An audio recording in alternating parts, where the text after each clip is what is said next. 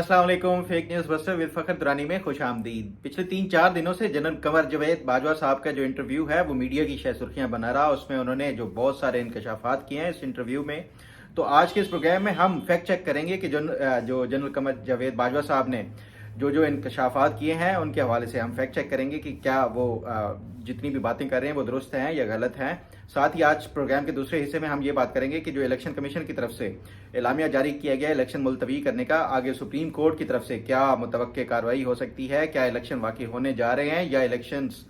का इनेकाद अक्टूबर का, जैसा कि इलेक्शन कमीशन ने अपनी एक डेट अनाउंस की है, उसमें ही होंगे। प्रोग्राम के तीसरे हिस्से में मैं आपको एक वाकया भी बताऊंगा 1965 की जंग का, जब जनरल अयूब खान ने अपने जो उस टाइम डीजी मिलिट्री इंटेलिजेंस थे उनके साथ एक मुकालमा हुआ। तो डीजी मिलिट्री इंटेलिजेंस ने क्या जनरल अयूब खान को एक जो उस मुकालमे में एक ऐसा जवाब दिया कि वो लाजवाब हो गए जनरल अयूब साहब। तो बढ़ते हैं प्रोग्राम के पहले हिस्से की तरफ। जो जनरल कंवर जावेद बाजवा साहब ने पिछले कोई 3-4 दिनों से उनके इंटरव्यू की हर तरफ चर्चा है और जो मुख्तलिफ उन्होंने इंकशाफात किए अपने इस इंटरव्यू में। जो एक सहाफ़ी हैं शाहिद मितला साहब, उनके साथ इंटरव्यू हुआ एक तवील, वो शाहिद मितला साहब कहते हैं कि एक तवील नशिस्त हुई उनके साथ 8 से 10 घंटे की, जिसमें उन्होंने हर एक इम्पॉर्टेंट जो उनके बतौर chief of army staff general Kanwar Javed Bajwa के दौर में जितने भी कोई अहम वाक़यात रूनुमा हुए उनके ऊपर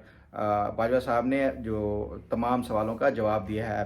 तो जो जनरल कंवर जावेद बाजवा साहब ने अपने इस इंटरव्यू में इंकशाफात किए, अगर हम चीदा उनमें से कोई पॉइंट्स अगर आपको पहले मैं बता दूं तो उसके बाद हम डिस्कस करेंगे कि फैक्ट चेक जो मैंने किया है उस हवाले से क्या वो जनरल बाजवा साहब दुरुस्त कह रहे हैं या गलत कह रहे हैं। बाजवा साहब कहते हैं कि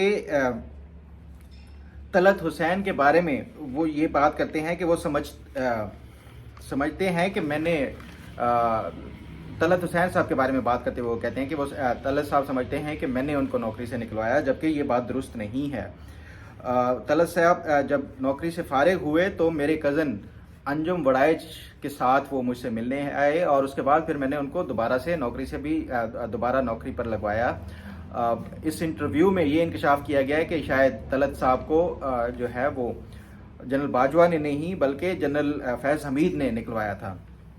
तो उसके बाद अबसार आलम का जो वाक़या हुआ था, जो उनके ऊपर अटैक हुआ था, एक गोली लगी थी, उसके हवाले से भी जो सहाफ़ी थे शाहिद मितला, उन्होंने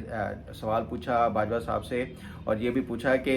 जो अबसार आलम साहब हैं वो ये दावा करते हैं कि जनरल बाजवा को जो चीफ ऑफ आर्मी स्टाफ लगाने में उनका हाथ है। ये शाहिद मितला ने उनसे सवाल पूछा और उसके बाद फिर उसके ऊपर आपके दौर में अटैक हुआ, क्या आपका इसमें कोई हाथ है या कोई आप इस बारे में जानते हैं? तो उस पर जो जनरल बाजवा ने कहा कि मैंने किसी बेगुनाह को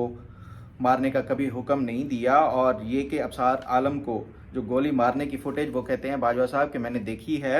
और हमला आवर के हाथ में एक छोटा टीटी पिस्टल है। हमला आवर शायद अनाड़ीपन में किया गया, हमला जो अबसार आलम के ऊपर अनाड़ीपन में किया गया है। और मज़ीद जो सवालों के जवाब में वो कहते हैं कि हो सकता है किसी निचले लेवल के जो ऑफिसर हों या कोई भी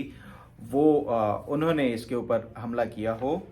तो इसके ऊपर भी हम फैक्ट चेक करेंगे और ये बताएंगे कि बाजवा साहब क्या गलत कह रहे हैं या झूठ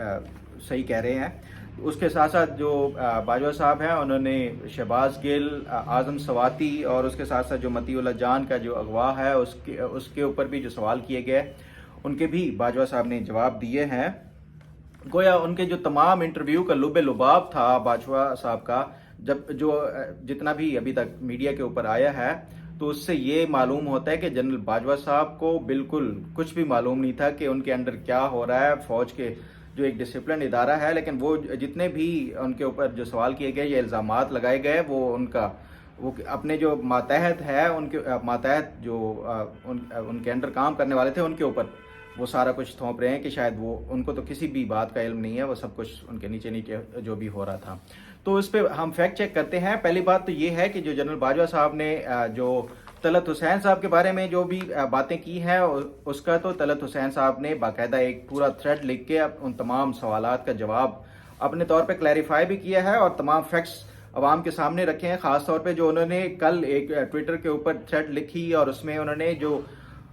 جو اس ٹائم جیو کے ساتھ جب یہ کام کر رہے تھے تو تمام اسکرین شاٹس لگائے کہ کس طرح ان کو روکا جاتا تھا، کوئی بھی اس طرح کی سخت بات کرنی ہوتی تھی تو تب بھی ان کو روکا جاتا تھا. پھر جب نوکری سے انہوں نے ریزائن کیا، جیو کی انتظامیہ ان کو کہتی رہ گئی لیکن طلعت حسین نہ مانے اور نوکری چھوڑ دی.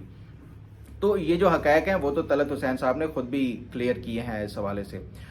جو باقی مطیع اللہ جان کا ہے وہ بھی آپ نے دیکھا ہوگا کہ سپریم کورٹ تک اس ٹائم جو ہے وہ اس کو مبینہ اغوا کا انہوں نے وہ کیا تھا، اور پراپرلی اس کی انویسٹیگیشن کا جب مطیع اللہ جان نے بھی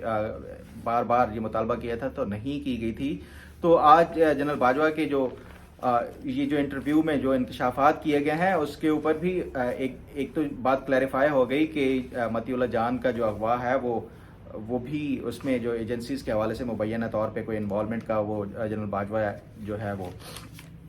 وہ دے رہے ہیں، اندیہ دے رہے ہیں.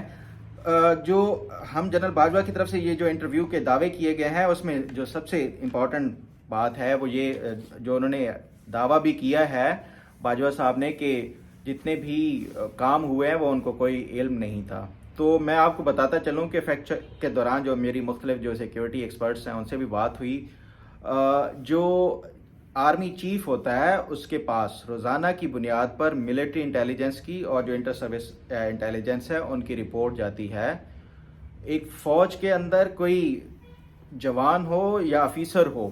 وہ ایک چھینک مارتے ہوئے اگر آرمی چیف کا نام لے دے تو وہ بھی رپورٹ کا حصہ بنا کے اگلے دن آرمی چیف کی ٹیبل کے اوپر ہوتا ہے. تو یہ جنرل باجوہ کس طرح کہہ رہے ہیں کہ ان کو کسی بھی چیز کا علم نہیں تھا.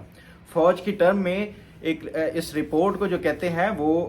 DSR کہتے ہیں، ڈیلی سروسز رپورٹ. اس میں تمام جو فوج کے اندر کوئی بھی واقعات ہو رہے ہوں یا جو بھی، تو وہ ڈیلی کی بنیاد پہ آرمی چیف کی ٹیبل پہ ہوتے ہیں اور ان کو تمام اطلاعات دی جاتی ہیں ملک میں کیا ہو رہا ہے. تو گویا آرمی چیف جو ہوتا ہے ملک کا سب سے باخبر اور بااختیار ایک جو جسے کہہ سکتے ہیں کہ آپ صاحب اقتدار جو افسر ہوتا ہے. لیکن اس کے باوجود یہ جو باجوہ صاحب کے انکشافات ہیں بڑے حیران کن ہے میرے لیے بھی، جب فیکٹ چیک کر رہا تھا کہ یہ کس طرح ہو سکتا ہے کہ انہیں کسی بھی چیز کا علم نہیں تھا کہ کیا ہو رہا ہے ان کی کمانڈ کے اندر. یہ تمام جو مجھے بظاہر لگ رہا ہے کہ غلط بیانی سے کام لے رہے ہیں باجوہ صاحب. جو ایک اور انہوں نے انکشاف کیا وہ یہ کہتے ہیں کہ ایمان مزاری جو مشہور وکیل ہیں ان کے حوالے سے بھی انہوں نے انکشاف کیا کہ GHQ کی طرف سے یہ جو ایک FIR کٹوائی گئی ان کے خلاف جب شیریں مزاری صاحبہ کا جب اریسٹ کیا گیا تو اس کے بعد ایمان مزاری نے کچھ ایسے جو سٹیٹمنٹس دی تھی جس کے بعد ان کے خلاف FIR ہوئی تھی. FIR کے بارے میں باجوہ صاحب یہ کہتے ہیں کہ FIR جسٹس اطہر من اللہ صاحب نے وہ ختم کر دی FIR، اور اس کی ریزن یہ جو اس انٹرویو میں بتایا گیا ہے کہ یہ ہے ایمان مزاری جو ہیں وہ جسٹس اطہر من اللہ صاحب کی صاحبزادی کی دوست ہیں. تو جو میں نے اس کے اوپر فیکٹ چیک کیا مجھے یہ پتہ چلا کہ جسٹس اطہر من اللہ کی کوئی بیٹی ہی نہیں ہے. پھر یہ فیکٹ چیک کے دوران جب یہ مجھے کنفرم ہو گیا تو اس کے بعد میں نے 2 سے 3 مختلف ذرائع سے بھی کنفرم کیا کہ کیا واقعی جسٹس اطہر من اللہ کی کوئی بیٹی ہے یا جس کے حوالے سے یہ باجوہ صاحب بات کر رہے ہیں کہ وہ اور ایمان مزاری جو ہیں آپس میں دوست ہیں، اس وجہ سے ان کو ریلیف دیا گیا اور جسٹس اطہر من اللہ نے جو FIR تھی وہ ختم کر دی. تو میری تحقیقات کے بعد یہی پتہ چلا کہ جسٹس اطہر من اللہ صاحب کی کوئی بیٹی ہی نہیں ہے. تو یا تو پھر یہ باجوہ صاحب ہی غلط بیانی کر رہے ہیں یا جو پھر انٹرویو لینے والے جو صحافی ہیں ان سے شاید کوئی سننے میں مغالطہ ہو گیا ہو. تو یہ بھی ایک کلیریفائی کرنے والی چیز ہے کہ جسٹس اطہر من اللہ کی کوئی بیٹی نہیں ہے، اور یہ اس انٹرویو میں انکشاف ایک آرمی چیف کس طرح کا ایک غلط انکشاف کر سکتا ہے کہ ان کو یہ بنیادی ہی بیسک جو انفارمیشن ہے وہ نہ ہو. اب بات کرتے ہیں دوسرے پوائنٹ کی طرف کہ کیا الیکشن واقعی ہونے جا رہے ہیں یا نہیں ہونے جا رہے، اور جو الیکشن کمیشن کی طرف سے اعلامیہ جاری کیا گیا الیکشن ملتوی کرنے کا اور آگے الیکشن کی جو ڈیٹ ہے وہ بڑھا کے اکتوبر میں کرانے کا، کہ کیا واقعی الیکشن اکتوبر میں ہی ہوں گے یا ابھی جو سپریم کورٹ کی طرف سے پہلے جو ہدایت جاری کی گئی تھی کہ اپریل میں الیکشن کرائے جائیں تو انہی ڈیٹس کو ہی ہوگا، 30 اپریل کو ہی ہوں گے. تو جو میں نے آج سے کوئی 10-12 دن پہلے بھی ایک پروگرام کیا تھا جس میں 10 ریزنز بتائی تھی کہ الیکشنز کیوں نہیں ہوں گے. اس میں ایک جو سب سے امپورٹنٹ فیکٹر تھا وہ یہ تھا کہ جو نیشنل اسمبلی کے الیکشنز جب ہوں گے تو اس میں کس طرح وہ پنجاب اور KPK میں ایک الیکٹڈ گورنمنٹ کے انڈر نیشنل اسمبلی کے حکومت الیکشنز ہوں گے. ساتھ ہی ایک اور جو پوائنٹ سب سے امپورٹنٹ تھا وہ یہ تھا کہ فوج نہیں چاہتی کہ سال میں 2 دفعہ جو ہے وہ فوج کو ڈیپیوٹ کیا جائے الیکشنز کے لیے اتنی بڑی تعداد میں. تو یہ جو میرے ذرائع سے بھی بات ہوئی وہ یہی ہے کہ جو حکومت تو پہلے ہی نہیں چاہ رہی تھی کہ الیکشنز ہوں ابھی اتنی جلدی ہوں، لیکن جو میری ذرائع سے بات ہوئی اس میں فوج کا ان کو باقاعدہ طور پہ پوری سپورٹ ہے کہ الیکشنز ابھی فی الحال نہ ہوں۔ اب دیکھنا یہ ہے کہ سپریم کورٹ اس کے اوپر کل کیا ریئیکشن اس کا آتا ہے، کیونکہ 23 کو تو چھٹی تھی، سپریم کورٹ نہیں کھلی۔ جمعے والے دن جو صبح جب سپریم کورٹ کھلے گی تو چیف جسٹس کی طرف سے ایک دن پہلے ہی جو ریمارکس دیے گئے تھے الیکشنز پوسٹ پون کرنے کے حوالے سے کہ اگر نہ ہوئے تو ہم اس کے اوپر ایکشن لیں گے۔ تو کل کیا چیف جسٹس اس کے اوپر احکامات جاری کرتے ہیں، کیا حکومت کو یا جو وزیر اعظم ہے اور چیف الیکشن کمشنر ہیں ان کے خلاف توہین عدالت کی کوئی کارروائی کی جاتی ہے، یا پھر مل بیٹھ کے تمام جو اسٹیک ہولڈرز ہیں ان کو مل بیٹھ کے ایک الیکشن کی تاریخ اور جو ڈیٹ ہے وہ طے کرنے کا کہا جاتا ہے۔ یہ تو کل ہی دیکھا جائے گا، لیکن جو واضح امکانات یہی لگ رہے ہیں کہ حکومت یہ چاہ رہی ہے کہ ٹائم گین کرے،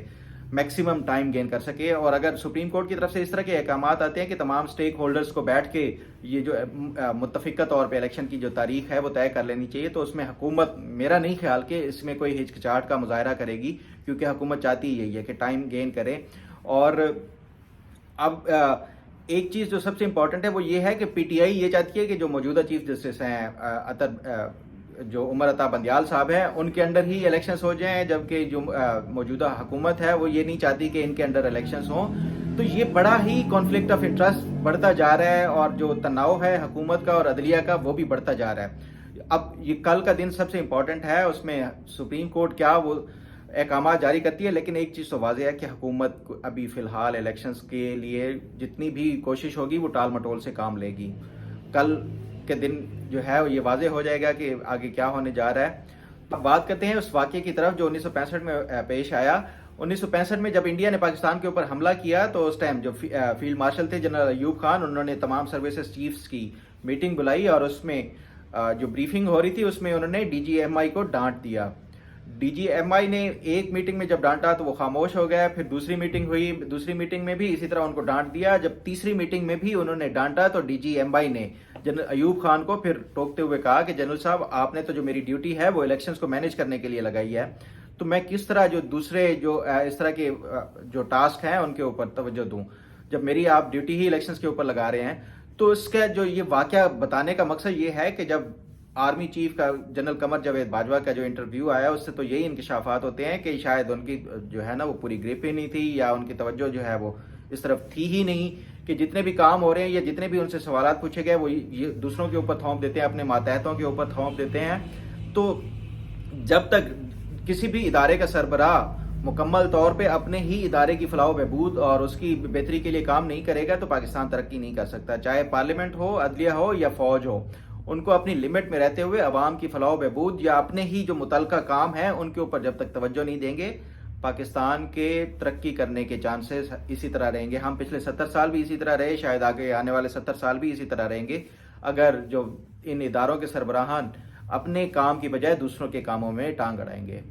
امید ہے آپ کو آج کا پروگرام بھی پسند آئے گا۔ اپنا فیڈ بیک ضرور دیتے رہا کریں۔ اللہ تعالیٰ آپ کا حامی و ناصر ہو۔ اللہ حافظ۔